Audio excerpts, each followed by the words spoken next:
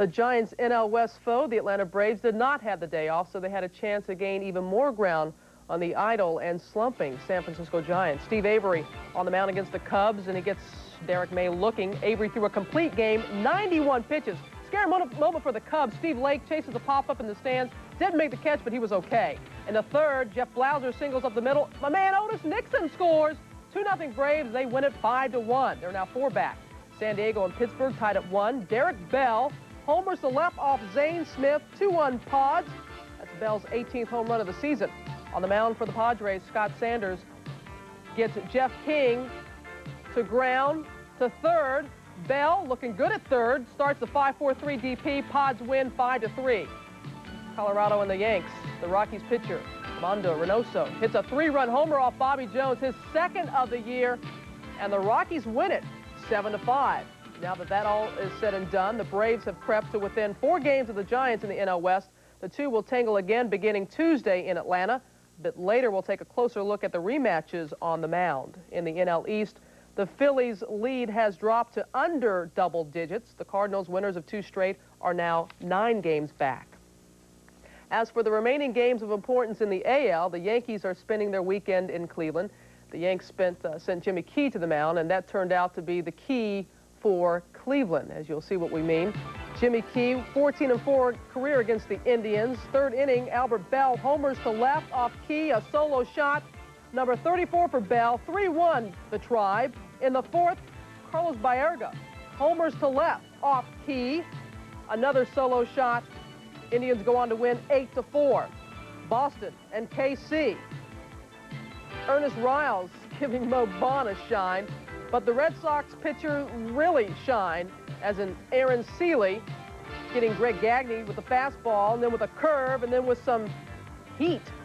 Top of the 11th, the Red Sox runner on third. Rob Deere doubles to left off Jeff Montgomery. Mike Greenwell scores. Red Sox win it 2-1 in 11 innings. Tigers and the A's. Scott Heeman gives a signal. Steve Karsay delivers. Travis Fryman singles to left, scoring Tony Phillips. Tigers win 5-3. That's a 7th straight win for Detroit, and they continue to climb up in the standings in the AL East. They trail the co-division leading Jays and Yankees by 4 games. The Red Sox are back to within 4.5 games. The O's are 5.5 out. Out west, the White Sox are still 3.5 games ahead of the charging Rangers. The Royals have dropped 5 back, and the Mariners 7. Well, you have to have an invitation to play golf this weekend at the Firestone Country Club in Akron, Ohio. The 40-man field consists of players who have won on the PGA Tour the past year and winners of select events abroad. And after 3 rounds, there's a 4-way tie for the lead. Greg Norman and Nick Price are among those at 3 under, another 4 at 2 under, including defending champion Craig Stadler. The final major for the women north of the border, the Du Maurier Classic. Betsy King is 18 holes away from capturing the only major that has eluded her. She has a 1-shot lead over Brandy Burton and Beth Daniel. The seniors are in Birmingham, Alabama for the Brunos Memorial Classic. Bob Charles and DeWitt Weaver share the lead after 2 rounds. Lee Trevino shot a 66 on Saturday and is 8 under along with Bob Murphy and Walter Morgan. And back to baseball for a moment. In the Little League World Series, yesterday Long Beach, California had an opportunity to win its 2nd championship in as many years, facing Panama this time in the title game. And it was quite exciting. Bottom of the 6th is a 2-all tie. Long Beach with a runner on third, and pinch hitter Jeremy Hess comes through with a game winner, a hit to right center, and Long Beach celebrates the 3-2 victory, and even Hess's mom is pretty excited about that. Long Beach repeats as Little League World Series champions, winning by a final of 3-2. Long Beach is the first American team to repeat as Little League World Champions. Sean Burroughs batted .563 with 3 homers in 5 World Series games. He also tossed a pair of no-hitters. Before our attention shifts to Flushing Meadow tomorrow for the U.S. Open, players continue to fine-tune their games, like at the Hamlet Cup on Long Island, where the 2-time defending Open champion Stefan Edberg failed to make the finals. Michael Chang routed Edberg yesterday 1-2, and Chang will meet Marc Rosé today in the final. Rosé also had an easy time in the semis yesterday, surprising Goran Ivanisevic. When Sports Weekly continues, we'll discuss what happened last Sunday to the University of Washington's football program and why Don James angrily stepped down as head coach. But before we get to all that, here's a look at the rest of last night's Major League results.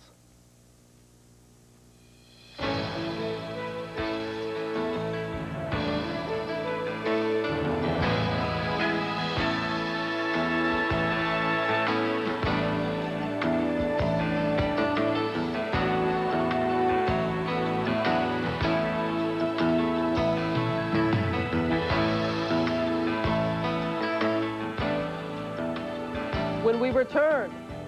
Beano Cook with some surprising upstarts in his preseason top 5.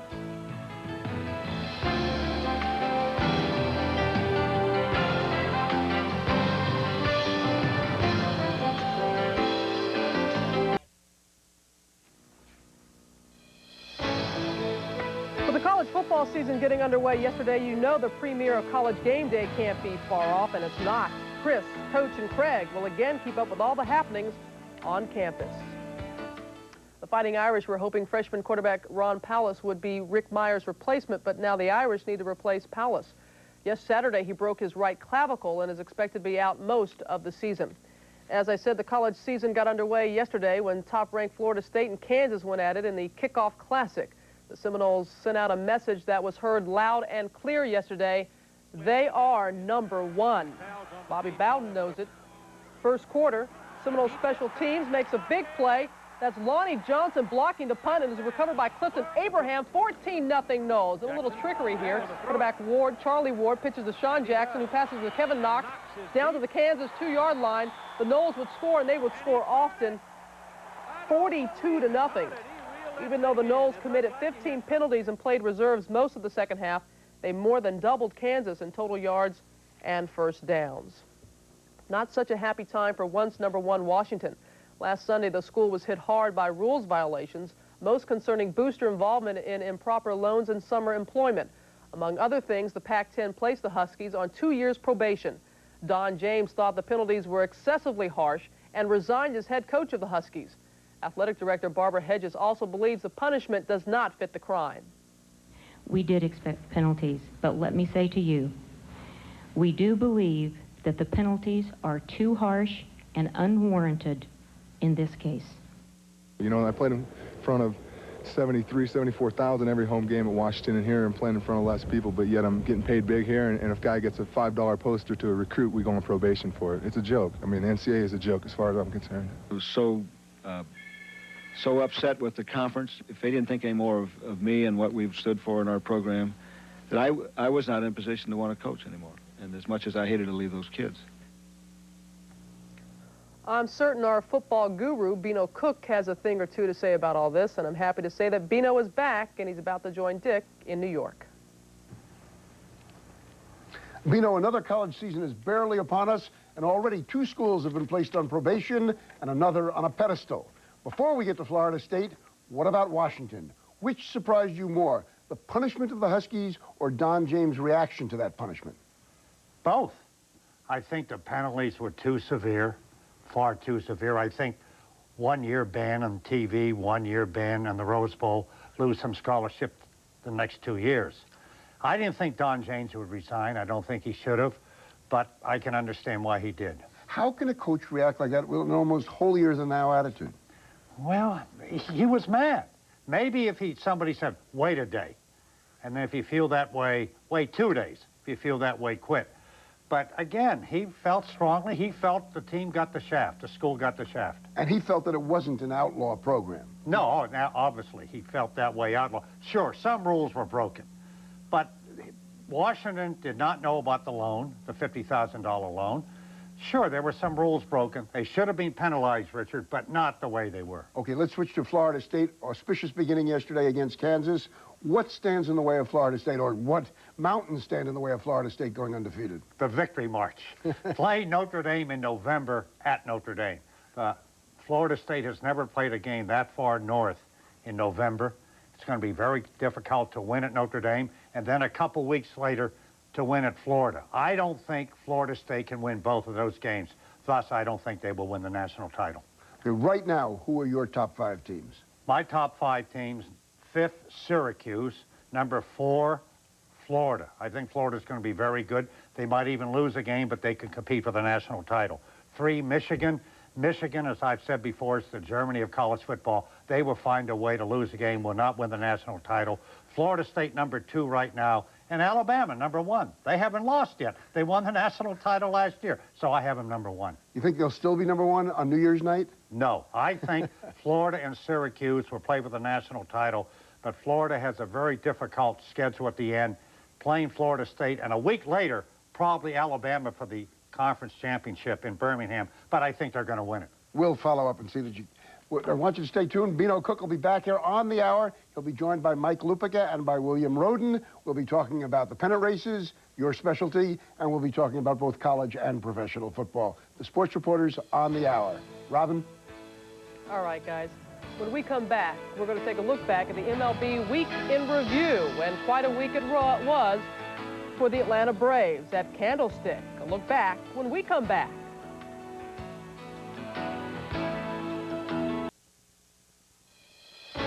Sunday of August, we thought we'd look ahead and see the best the AL contenders have to offer in September.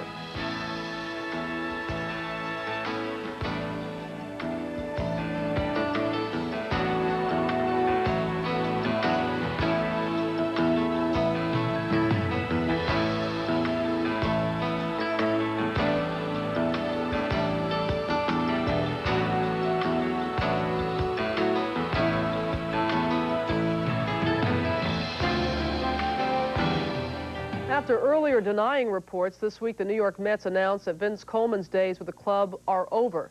The Mets will pay him for the rest of the year, but team owner Fred Wilpon said Coleman will not wear a Mets uniform again. If he is cleared, would you want Vince Coleman back on the club? No. You're asking me? My opinion, no. I think it would be in Vince Coleman's best interest and the New York Mets' best interest that he never wear a Mets uniform again. Coleman will be arraigned on his felony explosive charges on October 8th. His 1994 contract worth $3 million is guaranteed whether he plays or not. 3.5 games. That is the margin the rampaging Atlanta Braves have made up in the last week as the NL West has once again become a pennant race. The San Francisco Giants stagger into Atlanta on Tuesday to begin another 3-game showdown with the Braves, with visions of the disaster at the Stick still fresh in their heads. Here's Chris Myers. When the week began, the gap was 7.5 games. The Braves were chasing the Giants. 3 days later, the gap 4.5 games, and it seemed as if the Giants were chasing the Braves. San Francisco came into the series riding high. Robbie Thompson's 9th-inning homer on Sunday had given them a come-from-behind win over Brian Harvey and the Marlins. The Braves had played Sunday night and traveled from Chicago to San Francisco. Steve Avery took the mound for Atlanta, Trevor Wilson for the Giants. Avery threw a complete game. The Braves scored 3 in the second and never let up. I've been looking forward to this for the last 4 days, and when you're looking forward to something that long, it's definitely going to build up in your mind, and hopefully I think the team was really fired up for it, and we went out and played pretty good today. Wilson ended up on the DL. Atlanta 5, San Francisco 3. The Braves were 6.5 back. Game 2, Tom Glavine against Brian Hickerson. Glavine held the Giants to 1 earned run over 7 innings on his way to his 15th win. The Braves hit 3 home runs. The Giants made 3 errors. Atlanta 6, San Francisco 4. The Braves were 5.5 back. Game 3, Cy Young winner Greg Maddux against 17-game winner Billy Swift. The Braves kicked Swift for 3 in the first on back-to-back homers by Fred McGriff and David Justice. The duo each went deep again in the 5th, and Billy made a swift exit after allowing 11 hits and 6 runs in 4 1/3 innings. Greg Maddux was in control for the Braves, winning his 15th and lowering his ERA to 2.58. More bad news for the Giants. Will Clark went on the DL as a result of this collision. Atlanta 9, San Francisco 1. The Braves were 4.5 back. A summary of the carnage. The Braves hit 10 home runs in 3 games. The Giants were 5 for 27 with runners in scoring position. Gant, McGriff, and Justice hit 300. Clark, Williams, and Bonds hit 219. Their pitching staff, starters, and relievers is dominating right now. And the thing is, you know, we've been fighting those odds all year. It's bound to catch up to us once in a while. It's just a good thing we were 7 games up when they caught up to us. Late Wednesday, the Braves thought they had further damaged the Giants' hopes of acquiring Dennis Martinez from the Expos, but Martinez exercised his veto rights and decided to remain north of the border.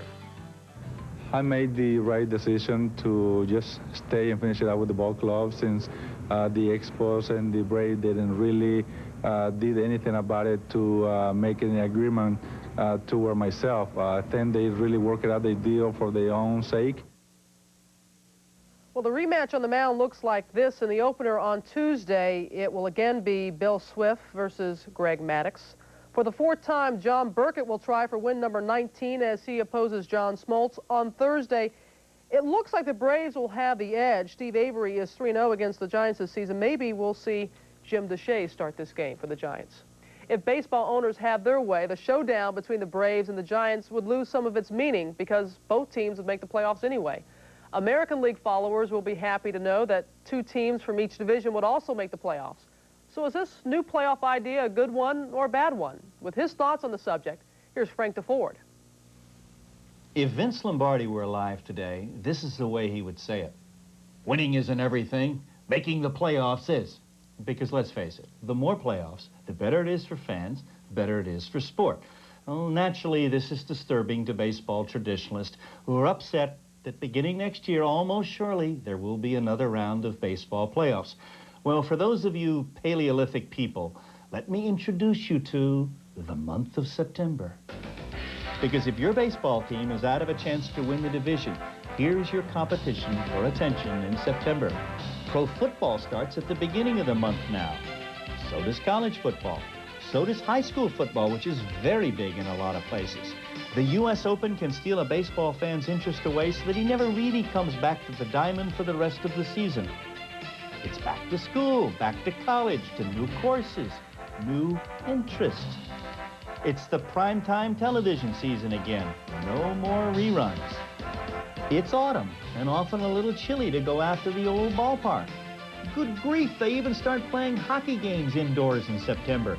In fact, September may well be the busiest month of the year, a time for new starts, a time when it's particularly easy to give up your losing baseball team and turn your allegiance to a team with a real chance in a new sport.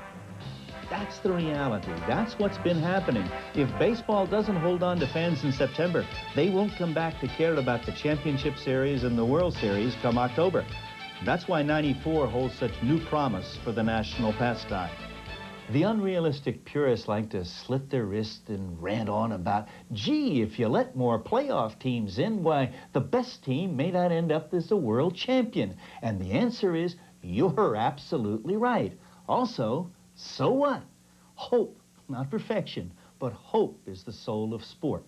You want purity? Go buy a ticket to a mathematics game instead of a baseball game. 2 wild card teams have won the Super Bowl, and gee, the last time I looked, the NFL was still taken very seriously. A 4th place regular season team won the NBA championship once. Everybody who can skate makes the playoffs in the NHL, and just 3 years ago, a below 500 team made the Stanley Cup Finals. Well, good for them. Villanova beat Georgetown to win the NCAAs, even though Georgetown whipped Villanova 3 straight in the regular season. But everybody loves that stuff. Everybody loves what we call interminably Cinderella teams. In fact, it's pretty simple. We love underdogs. We love playoffs. The more playoff teams college basketball has added, the more the sport has grown in popularity.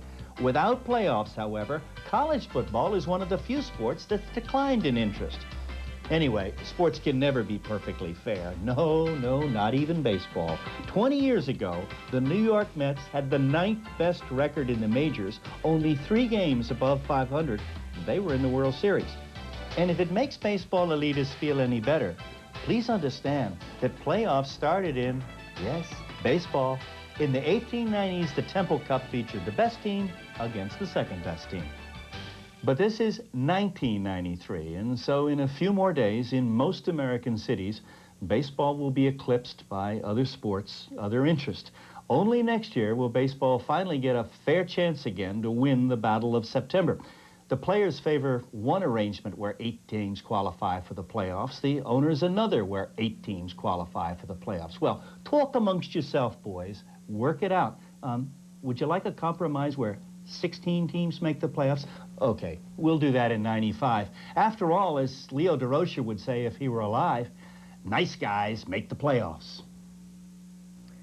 The marquee matchup of the week may just be the one between late-night champ Jay Leno going up against his upstart challenger David Letterman.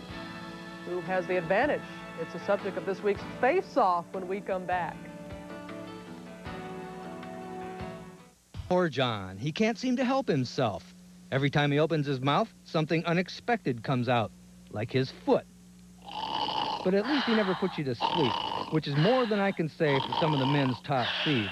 Take Courier and Sampras, for example. Watching a match of theirs is about as exciting as watching someone string a racket. And even that's more entertaining. It makes me nostalgic for the good old days when guys like Connors and Borg used to beat each other up just for a single point.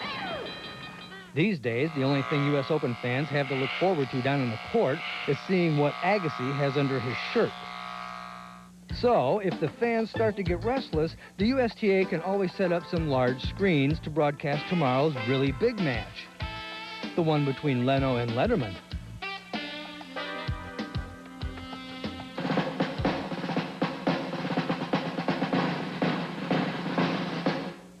It's time for Face Off, our weekly war of words, wit, and wisdom.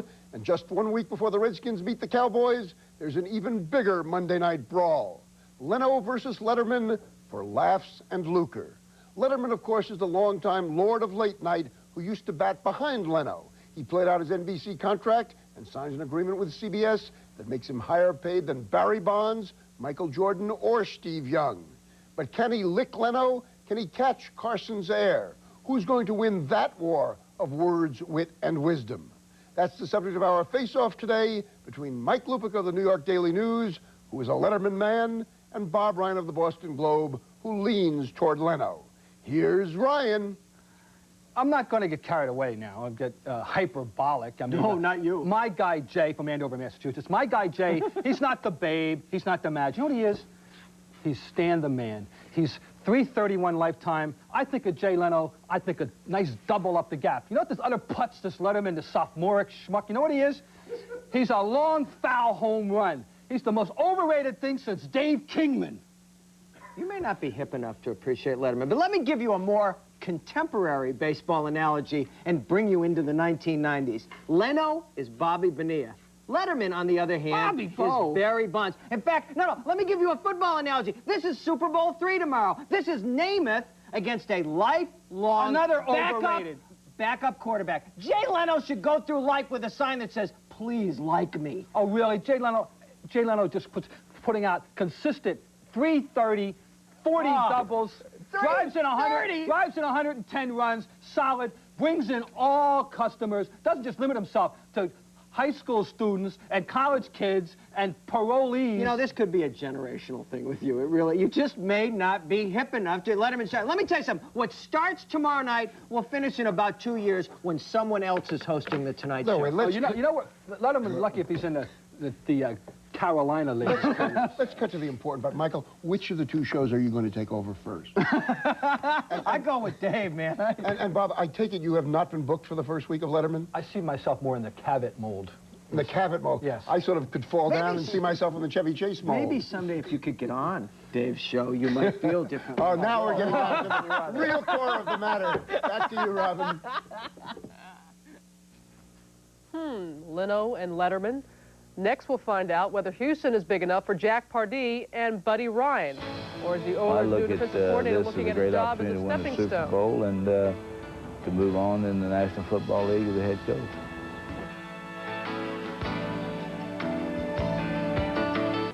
Last night marked the end of the NFL preseason schedule. Games will begin to count next Sunday afternoon. Around the NFL camps this week, it was a week where rookie players brought their playbooks to their coaches, and veteran players realized the end had come. But as Linda Cohen tells us, the big news was in Phoenix, where the last of the first-round draft choices finally came to camp. The Cardinals finally got their man, running back Garrison Hurst. The last of the 29 first-round picks to sign agreed to a multi-year deal worth a reported $2.5 million a year. It was a week of ups and downs for former #1 pick Keith McCants. After failed attempts to trade the linebacker, Tampa cut McCants on Tuesday. 2 days later, New England claimed him on waivers. Future Hall of Fame lineman Anthony Munoz was forced into retirement this week, the victim of a torn rotator cuff. The 13-year veteran was acquired by the Bucs after 11 Pro Bowl appearances with the Bengals. Safety David Fulcher, another Pro Bowler from the Weiss years in Cincinnati, is now a Raider. The 6'3", 235-pound Los Angeles native will suit up as a linebacker in Art Shell's defense. The Broncos, who continue to beef up the offensive line to protect their franchise in John Elway, sent wide receiver Vance Johnson and 4 draft picks to Minnesota for 8-year veteran and 4-time Pro Bowler Gary Zimmerman. I think this is a good chance get a Super Bowl ring here. Having the opportunity to block for a quarterback John Elway's caliber has also played a big factor, and I'm excited to be here and get to work. The Chiefs will be without the Nigerian nightmare this season. Running back Christian Okoye, who was slated to be a backup, was placed on injured reserve after arthroscopic surgery on his left knee. Houston's Lorenzo White reported to the Oilers after signing a one-year, $1.6 million contract. San Diego's third-down specialist Ronnie Harmon also ended a holdout by inking a 4-year deal. Free agent safety Wes Hopkins will be prowling the Chiefs secondary. The 11-year man had 3 thefts for the Eagles in '92. Stephen Baker averaged over 18 yards a catch for the Giants last year, but the touchdown maker didn't make it with Dan Reeves, and he was cut on Monday. Baker was joined by fellow wideouts Louis Lips and Hassan Jones. It was back to the future in New England Friday night as Joe Montana dueled with rookie Drew Bledsoe. Montana played 1 quarter, completing 5 of 10 for 90 yards and a touchdown in the Chiefs' 7-point win. Bledsoe went most of the way for the Pats, completing 15 of 20 for 226 yards and a touchdown of his own. Dave Wanstedt faced his former mentor, Jimmy Johnson, for the first time as head coach of the Bears.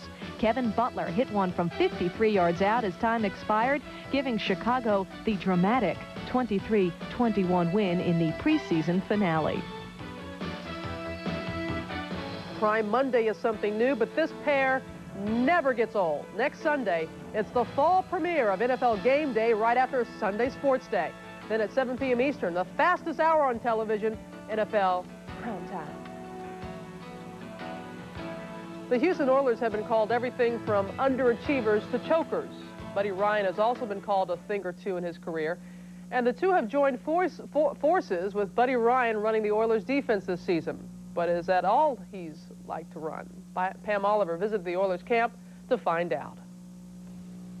Play action, dig, double left, 26, Fit 6 down to start with. Although Buddy Ryan has missed a couple of years coaching in the NFL, he doesn't miss a beat when it comes to spelling out his personal agenda.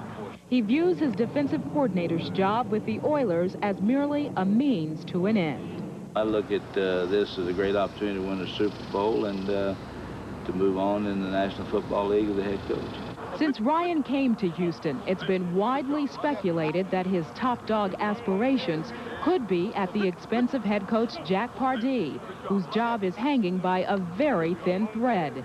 In fact, Pardee had no say about Ryan's hiring, and that's something even Ryan says he wouldn't have stood for if he were in charge. Well, it wouldn't work for me, but it works for him. Really? It wouldn't work for you? No. What wouldn't you stand for about this arrangement? I've been gone a long time ago. Pardee isn't laughing, isn't affronted, and probably isn't going soon unless the Oilers stumble early and badly. He's the boss of the defense. He's not running the team, and he has the responsibility of getting the defense where they should be, and all I want is a good coaching staff. And if they do their job, then we'll all be all right. Not only is Jack Pardee coaching with a gun to his head, but Buddy Ryan, he's coaching with a gun to his head, because if the Oilers bomb out or if they make the playoffs and choke again, then it could keep Buddy from being a head coach here or somewhere else. Ryan makes all defensive decisions from player personnel to assistant coaches. Where he doesn't have a say is on offense, but that doesn't mean he's without opinion. He's publicly criticized Pardee's run and shoot, calling it the chuck and duck. And that doesn't amuse Kevin Gilbride, who masterminds the unit that's been in the NFL's top 3 in total offense for 3 years running. I just think it, was uncalled for. It's kind of a cheap shot. That's life in the big city. Down deep, what he's going to find out at the end of this whole thing, that he's going to be very appreciative of the type of offense that he has here and the success that we have and what it's going to mean, what the ramifications will be for him defensively. But while Ryan may irritate and shamelessly campaign for a new job before he's finished this one, few can argue with the defenses he's built. Players here are excited about him and about switching to the aggressive 46 defense from the more predictable 4-3. Don't expect another Buffalo with Ryan around. Last year we sat back and tried not to get beat. And this year we're going to go out and beat people. So I think that'll be the biggest difference. He doesn't ever raise his voice. And to me, a man that talks softly is a man with confidence. He doesn't teach you what to do. He teaches you what needs to be done, and that's how we practice. We don't practice what we need to do. We practice what we need to get done in order to win games. Ryan makes no apologies for his manner. As long as he can get results, he doesn't see the point of being politically correct. I think they knew what they were getting. They needed somebody to come in here and do the type of job that I'm going to do, and I think it was a smart move on their part. A lot of people are waiting to see if further moves follow, because without considerable success, Jack Pardee has good reason to worry, with Ryan lurking in the wings. Pam Oliver, ESPN. The last few years, the Oilers have been tough to beat during the regular season, that is, but during that span, they've only been victorious one time in the postseason, allowing 13 more points per game. Still to come on Sports Weekly, once the bad boy of the courts, then the game's grand old man. We'll visit with Jimmy Connors. Diamonds getting rough. We'll examine the Tuesday night fights at the ball yard. And Mary Pierce's bodyguard, protecting her from the public and her father. The threats are very real. The father basically wants to get his point across, and what a better place to do it at the U.S. Open. I love to do. I play tennis since age 7, and to get to be at a position where I am, oh boy. Does it flash back a lot just on its own?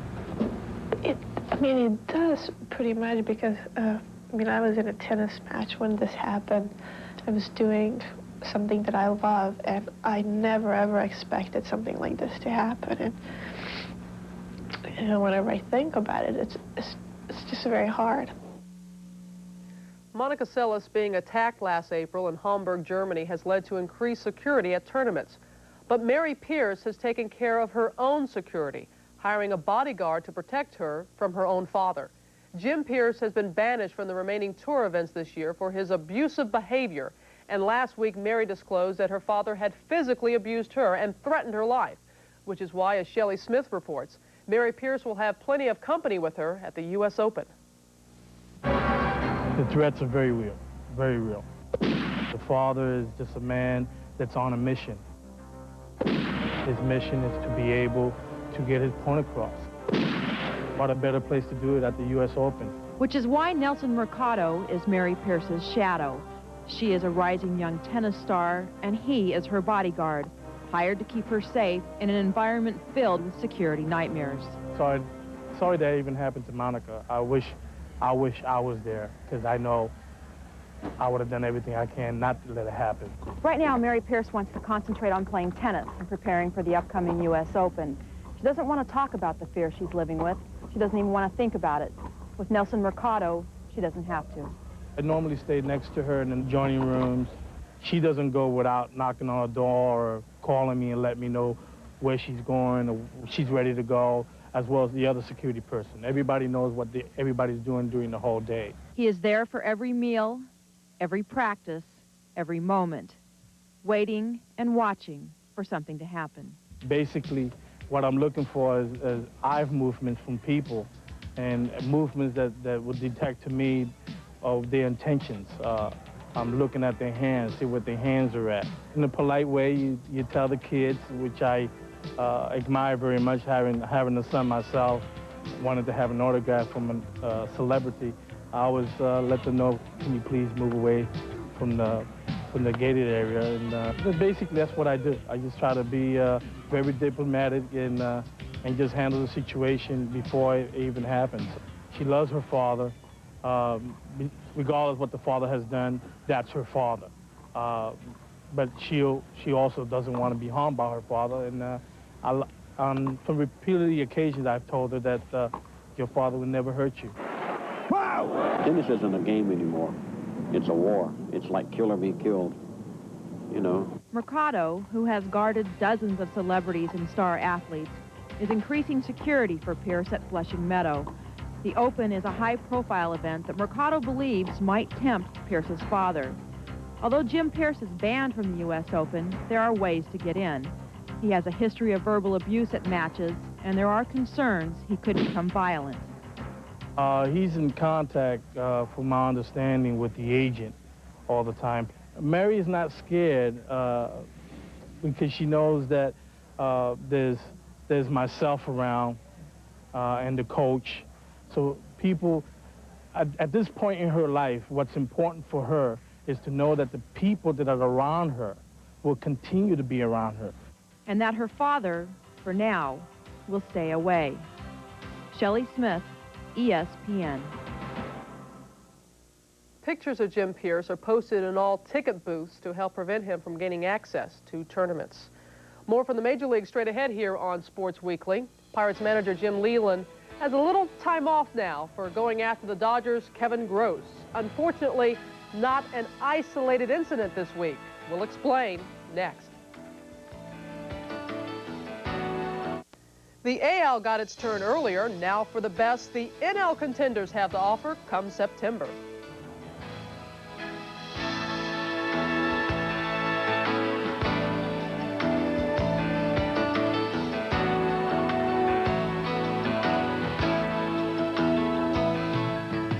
American League President Bobby Brown was busy on Friday handing out suspensions, 7 in all, and all stemming from the A's-Brewers melee on Tuesday. Oakland suffered the worst of it, with Edwin Nunez being forced to sit for 10 games, and manager Tony La Russa and Tommy Reynolds 5. The Brewers skipper Phil Gardner was also suspended 5 games. And also on Friday, 3 in the NL were suspended, all for brushback incidents. Manager Jim Leland and pitcher Bob Walk. And in a separate incident, the Mets' Dwight Gooden was suspended for 5 games. Milwaukee, Oakland, LA, and Pittsburgh are nowhere close to contending for a pennant this season. So there were large measures of frustration at work Tuesday night in 2 of the more spectacular brawls of this baseball season. Bob Lee gives us a ringside seat. Dennis Eckersley was ejected by umpire Dale Scott over balls and strikes. Tony La Russa took up the argument. He got run, and then La Russa went for his money's worth until he saw Phil Garner coming out. Garner upset at the delay. La Russa upset at Garner. Coach Tommy Reynolds stepped in. The melee began. All I know is I didn't go out there to fight, but it sure ended up to being awful nasty, and BJ got a very nasty sucker punch. Oakland's Troy Neal, who had a Texas A&M football scholarship, delivered a flying tackle. Moments later, with La Russa restraining B.J. Serhoff, Oakland's Edwin Nunez delivered a telling blow to his former battery mate. Mark McGuire, on the disabled list, was restrained by 6 players. About that same hour in Los Angeles, Kevin Gross hit the Bucks' Kevin Young with an 0-2 curveball, a club record 47th hit by pitch for Pittsburgh, tying them for the major league lead. Bob Walk retaliated when Gross came to bat. Walk immediately ejected. Jim Leland, upset at the lack of a warning, soon followed him. He began jawing at Bruce Fleming, and then he went after Kevin Gross. Oh, and look at this. Leland's going after Kevin Gross. I've seen managers go after guys. Hey, I was under a lot of those piles, buddy, in my days. I just try to break them up now. Leland giving away 5 inches, 16 years, and 57 pounds to the Dodger pitcher. It did not matter. Leland, who already engenders legendary loyalty from his players, took it to the next level. Restraining him, Andy Van Slyke, a $5 million player on the disabled list. Even before the Tuesday night fights, this season has seen 11 different incidents resulting in the suspension of 22 players for a total of 86 games. There were even 3 incidents in spring training. Hal Morris was injured and suspended for this fracas, and close pitching does spark hot tempers.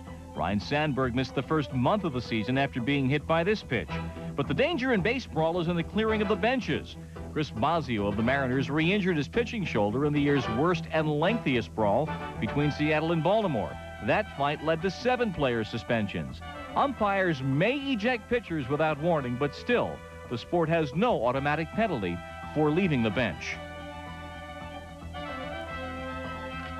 An all-too familiar occurrence in the majors this season. Bob Ryan joins Dick in New York to discuss the matter. Bob Ryan is here. 11 bench-clearing brawls in baseball this season, none in hockey. I know that you're a man of peace, but what happened? Have the goons switched sports? Well, first of all, hockey has a severe prohibition now against bench-clearing brawls. Baseball has no such direct dictum that says that if you come off the bench, you're going to get sanctioned. Hockey does. So they've addressed the situation now. As to why they things are taking place to start with. Some of the theories have to do with the fact that so many players today, batters, aren't used to being pitched inside. They're aluminum bat creatures as they come up through high school and college, and because pitchers won't pitch inside on aluminum bats, they learn that they're not used to this. This is a theory. I mean, I don't know I buy this. What would these guys do if they had to face Drysdale or Early Wynn or Bob Gibson? Well, I think obviously they'd have a new sense of things. Of course, there are still some mean pitchers left today. A guy pitching today for the Red Sox, Danny Darwin, is noted for being able to buzz a few under chins. But I think one of the problems here is that because, back to the first point I made, there's no commissioner. There's no sense that there's anyone minding the store. There's nobody with the hammer. And I think that really, it subconsciously has a lot to do with the managers being willing to let guys go out there and do these things. Speaking of the hammer, if Fred Williamson were here today, he'd probably be a baseball player. Back to you, Robin. Hey, gentlemen, coming up, our Sunday conversation with a man many seem to hate early in his career, but now love him in the twilight of his career. The one and only Jimmy Connors, who also has a love-hate relationship with the game of tennis. I always hated to lose more than I love to win. And I say that with an air of arrogance, only because that's the way I felt I had to play. Started a bit early this morning. We'll recap last night's Major League scores. First of all, in the American League in the AL East, the Jays and the Yanks both losing. They remain tied for the lead in the AL East. And there you see the National League scores of Atlanta winning again. The Giants were idle, so Atlanta moves to within 4 games of the NL West Division leading Giants. Some wheeling and dealing this week on the hard courts and the ice.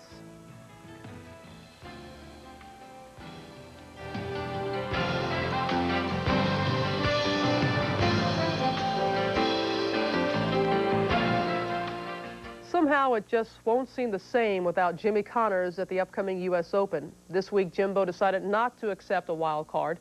Yesterday, he sat down with Jack Edwards to tell us why he chose not to return to the Grand Slam. He has won 5 times, more than any other man. But more than that, over the course of 2 decades, Connors has won more than titles at the Open. He's won the hearts of millions with his emotional style of play. There has been no more vivid connection between a tennis player and personality and the fans than between Jimmy Connors and the fans at the U.S. Open. They're not going to see you this year. Does that tug at your heart a little bit? It was a very difficult decision for me to decide not to play there. I gave it one last effort over a 5 or 6 day period, and I went back to Illinois with my mom, who was my coach, and I worked a little bit extra hard on my game and my conditioning. And even though I kind of feel that I could go in there and play, I don't know if I feel that I could play up to the certain level that I've produced for them over the past 22 or 23 years. And that would bother me not to give them that. For me to leave and play this year and then leave and not reach my own expectations would be disastrous for me. And I don't want to leave them with a negative feeling towards, well, he just stayed around for one more tournament or one more event or one more year. They have meant too much to me. They have given me far beyond anything that I've ever expected from any crowd, won me matches that I shouldn't have won over the past 15 or 20 years, and have formed a mutual admiration society between the two of us. And I want to leave them probably more than anybody with that good feeling and good taste in their mouth. Because what they called for from me, I gave to them. They wanted blood, they wanted, guts spilled on the court, they wanted whatever I could give them. They called for it, and I was lucky enough to be able to give that to them time after time after time. And for me not to be able to do that, that would hurt me probably more than them. This is not goodbye. This is just, we'll see you around. You had an effect on tennis fans the way Howard Cosell had an effect on Monday Night Football viewers, which was that you polarized them. You couldn't watch Jimmy Connors without taking sides. You either really liked this guy or you wanted to give him a kick in the pants. And sometimes you found yourself going one way to the other in the course of the match. On the inside, you must have sensed that in the crowd. I actually liked that. I liked my reputation at the very beginning. Hey, you again. Admit you're wrong. He's wrong. The ball was this far out. I'm not playing under those conditions. Get the supervisor out here. I liked it. It got me revved up. It allowed me to play better tennis. It excited me. It excited part of the crowd, and you're right, the other half didn't really care for it. But what it did was it put butts in the seats. You're a bum! I'm out here playing my butt off at 39 years old, and you're doing that? Very clear, my butt! But you have to show some emotion. I mean, it is an emotional game. I mean, nobody plays the game on the same level for 4 hours and can say that they've done that and get by with it. It's an up and down game. There's, you know, sadness, happy. There's excitement. There's, you know, disgrace. I mean, there a lot of things enters into a tennis match, and if you don't show that, then what are the people looking at? I mean, you might as well just build 2 robots out there and put a tennis racket in their hand and say, go at it. Break point.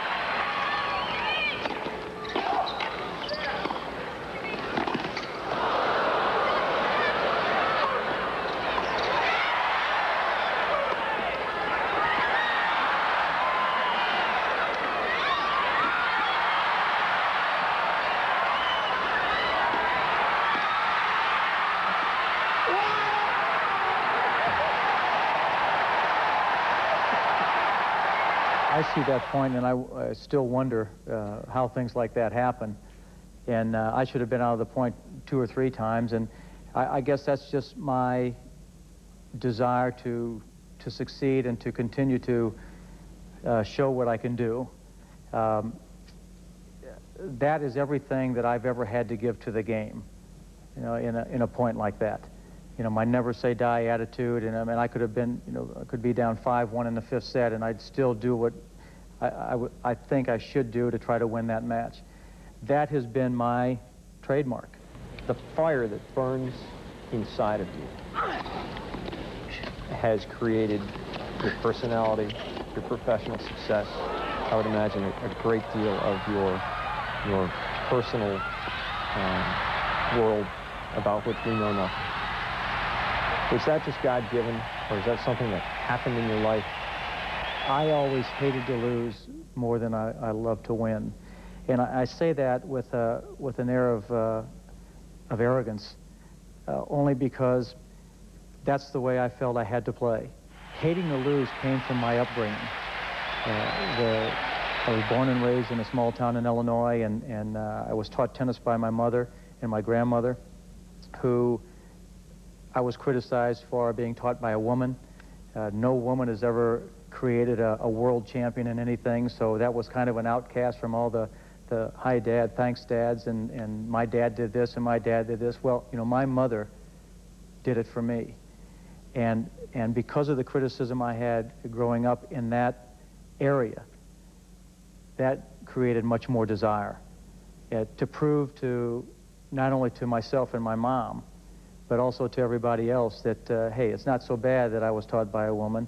I liked it. It gave me a great relationship with, I have a coach, and I have a mother, and I have a friend. And that created a much different relationship between the two of us. But it also gave me that extra push or that extra drive necessary to come out of that cocoon. And once I felt I could do that, then basically there's no stopping that desire to be the best and to continue to try to be the best. All right, Jimmy Connors' U.S. Open career has spanned 23 years and 3 different surfaces. In fact, he is the only man to win the Open on clay, on grass, and on hard courts. He has won the Open a record 5 times for the men, but he may be remembered most for his memorable, electrifying run of 91. Thanks for the memories, Jimbo. And keep in mind, I'll rejoin Dick Shamp in 30 minutes with the Sunday morning edition of Sports Center. We'll preview the Connor-less U.S. Open. Chris Mortensen with the latest on Emmitt Smith's holdout with the Dallas Cowboys. A visit to the Niners training camp where you can't tell the players without a scorecard, especially on defense. And Peter Gammons can't believe what Dennis Martinez did this week. But before we get to all that, the Sports Reporters is coming up next.